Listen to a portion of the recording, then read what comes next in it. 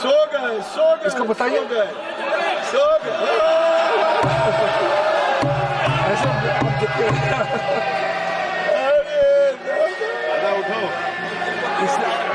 बस हवा निकल गई। इसलिए मैंने कहा ना दादा, आप हर समय मत बोलिए, नींद आ जाएगा आपको। हाय हाय, इतना सुकून। अब हम लोग सब यहाँ मेंबर ऑफ पार्लियामेंट है। हमारा कॉन्स्टिट्यूंसी में हर धर्म के लोग हैं। अभी ये दादा बोल रहे थे कि मेरा कॉन्स्टिट्यूंसी मुसलमान है क्या? मेरे कॉन्स्टिट्यूंसी में बहुत मुसलमान वोटर है। सो गए। इसको बताइए। सो गए। ऐसे आप देखते हैं। वाह क्या सीन है। उठो। इसलिए मैंने कहा ना दादा, आप हर समय मत बोलिए, नींद आ जाएगा आपको। ये बड़ी अच्छी बात कही आप। हम लोग सर, जो महत्वपूर्ण बात मैं कहना चाहता हूँ सर, कोई स्पीच हो तो फिर सो जाओ क्या सदन में? नहीं, आज तो पार्लियामेंट में कमाल हो गया। वक्फ बोर्ड संशोधन बिल लोकसभा में पेश किया जा रहा था। उस टाइम विपक्ष के जाने माने नेता राहुल गांधी पार्लियामेंट में सो रहे थे। नमस्ते गाइस, जय श्री कृष्णा, राधे राधे। मैं यूपी से। आज किरण रिजिजू जी जो वक्फ बोर्ड पर बिल संशोधन हुआ है उसको आइडेंटिफाई करेंगे। तो गाइस बने रहिए वीडियो के लास्ट तक। चलिए वीडियो शुरू करते हैं। कल रात क्या कर रहे थे मैं नहीं पूछूंगा उसको। सर,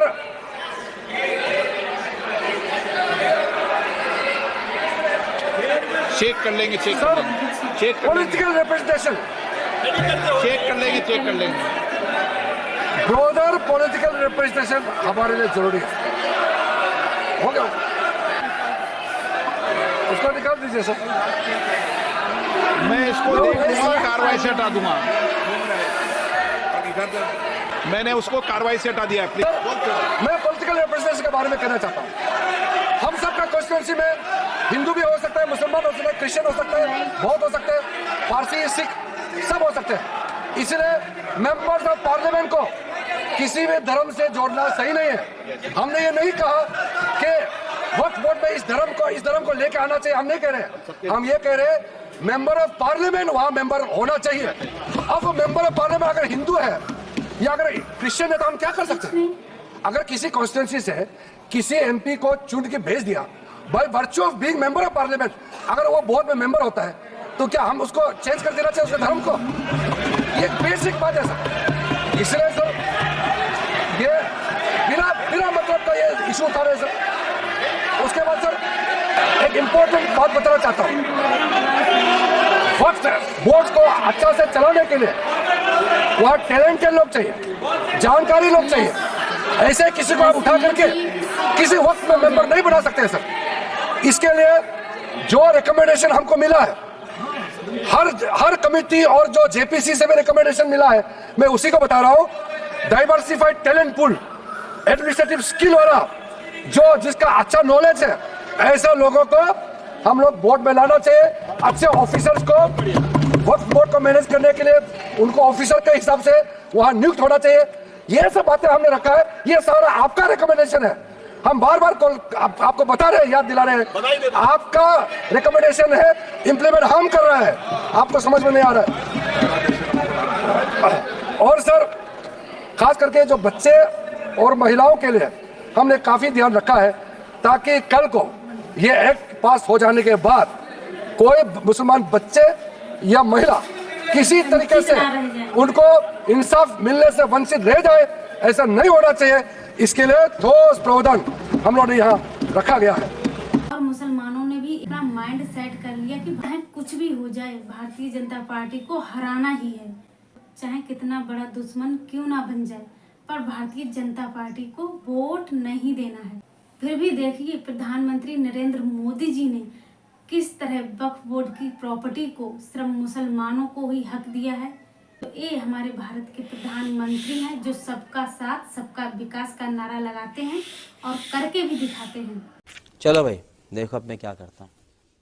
और सारा जो वक्फ प्रॉपर्टी का जो भी जो प्रोसीड है, जो भी उसका इनकम होगा, ये सिर्फ मुसलमान कम्युनिटी का वेलफेयर के लिए ही खर्चा होगा।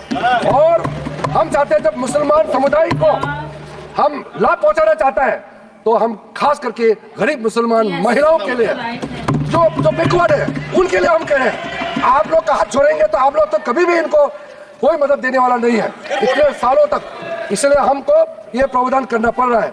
अंत में सर, आदरणीय प्रधानमंत्री जी ने जो स्लोगन दिया है, हमारे एक मंत्र इस सरकार का है, सबका साथ सबका विकास, और ये कह रहे हैं कि मैं मुसलमान नहीं हूं इसलिए इस बिल में मुझे नहीं बोलना चाहिए।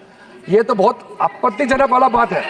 क्या कोई मंत्री बनने के लिए इस देश का किसी भी मंत्रालय को संभालने के लिए क्या पर्टिकुलर एक धर्म का जाति का होना चाहिए क्या?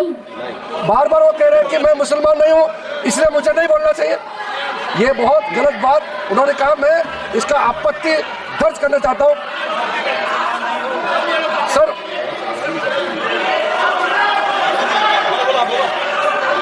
बोला इसलिए सर इस बिल को इस सदन में रखते समय मुझे बहुत ही खुशी तो मिल रही है, साथ साथ में एक भावना भी है मेरे मन में कि एक नॉन मुस्लिम, मैं खुद माइनॉरिटी हूँ, नॉन मुस्लिम हूँ, लेकिन मुसलमानों का वेलफेयर के लिए ये बिल रखने का मौका मिल रहा है।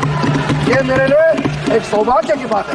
आदरणीय प्रधानमंत्री जी का आशीर्वाद से इतना एक भला काम करने का जो मौका मिला है, ये हर आदमी को ये मौका नहीं मिलता है, इसलिए मैं अपने आप को बहुत ही भाग्यवान मानता हूँ, क्योंकि हर रोज हम लोग काम करते हैं इस सदन में बैठ करके 12 बजे तक, रात तक हम लोग डिबेट डिस्कशन करते हैं।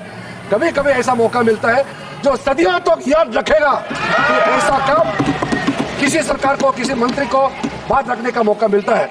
सर, मेरे पास और भी पॉइंट बहुत है, लेकिन जैसे हमारे कांग्रेस के साथियों ने और कई लोगों ने भी रिक्वेस्ट किया है, मैं मानता हूं कि जो प्रमुख रूप से जो मुद्दा, जो ऑब्जेक्शन रेज किया गया, उसका हमने रिप्लाई कर दिया गया है। और बिल में जितना भी प्रावधान, जितना सेक्शन हमने या डिलीशन किया, एडिशन किया या अमेंड किया, सारे के सारे प्रावधान को हम उचित समय पर और विस्तार से आपके सामने में रखूंगा। ये मेरा आखिरी भाषण नहीं है। अभी तक आपने हमारे चैनल को सब्सक्राइब नहीं किया तो सब्सक्राइब कर लें, वीडियो को लाइक करें, ज़्यादा से ज़्यादा शेयर करें, और मिलेंगे हम नेक्स्ट वीडियो में। तब तक के लिए जय हिंद, जय भारत।